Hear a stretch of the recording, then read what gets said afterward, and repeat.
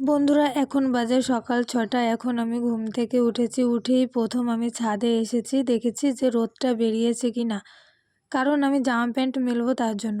যাই হোক বন্ধুরা, হ্যালো এভরিওয়ান, তোমরা সবাই কেমন আছো? আশা করি ভালো আছো, আমিও খুব ভালো আছি। তো আজকে চলে এসলাম তোমাদের সঙ্গে একটা ছোট্ট মিনি ব্লগ নিয়ে।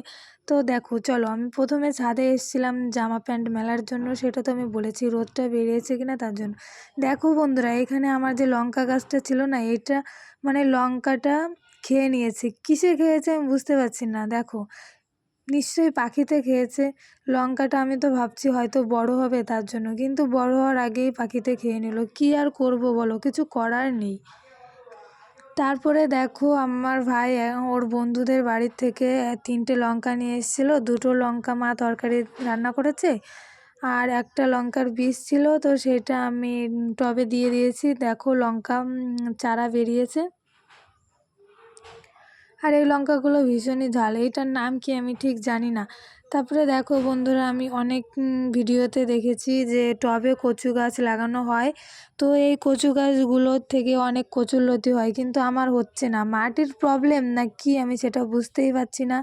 আর ওইখানে দেখো একটা কি গাছ দেখা যাচ্ছে, প্লিজ একটু কমেন্টে জানাবে তো তোমরা। এটা বিলাতি গাছ, ঠিক আছে? আমাদের এইখানে না, মানে বিলাতি। যাই হোক, চলো, এই গাছটা বেশ ভালোই লাগছে। এটা মনে হচ্ছে বড় হবে, দেখে তো মনে হচ্ছে বড় হবে। বন্ধুরা, আমার ভিডিওগুলো তোমাদের ভালো লাগলে অবশ্যই লাইক কমেন্ট শেয়ার করে দিও। আর তোমরা কী ধরনের ব্লগ ভিডিও দেখতে চাও প্লিজ একটু কমেন্টে জানাও। আর এই পাশের এই গাছটা তো বড়ই হচ্ছে না। আর বন্ধুরা, আমি এই ফুল গাছটা নার্সারি থেকে কিনেছিলাম। তোমাদের তো এর আগেও আমি অনেক ভিডিওতে বলেছি, এই ফুলগুলো যখন মানে ফোটে তখন কত সুন্দর লাগে দেখতে, খুবই সুন্দর লাগে দেখতে, এত সুন্দর ফুল। এখন এইটা শীতকাল, পাতাগুলো আস্তে আস্তে ঝরে যাচ্ছে। এইটা মানে কিছুদিন আগের ভিডিও, তাই গ্যালারি ঘাঁটতে ঘাঁটতে দেখলাম, তাই ভাবলাম চলো তোমাদের সঙ্গে একটু শেয়ার করি। তাই তোমাদের সঙ্গে একটু শেয়ার করলাম। কেমন লাগছে ফুলগুলো প্লিজ একটু কমেন্টে জানিও।